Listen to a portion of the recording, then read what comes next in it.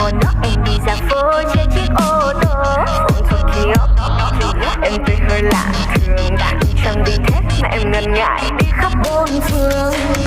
Chiều ra phố đi bộ em dừng chân ngay ở Vitasco. Hồn nhiên bình yên thật tin là em đây. Ôi bao nhiêu lần anh như nàng thơ ghé quá hở.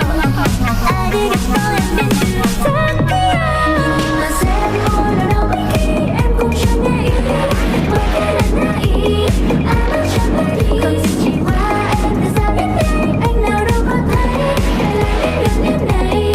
Từ khi em đến cứ đường F.A. như em này. Ngày này anh ơi hãy ghé qua bên em.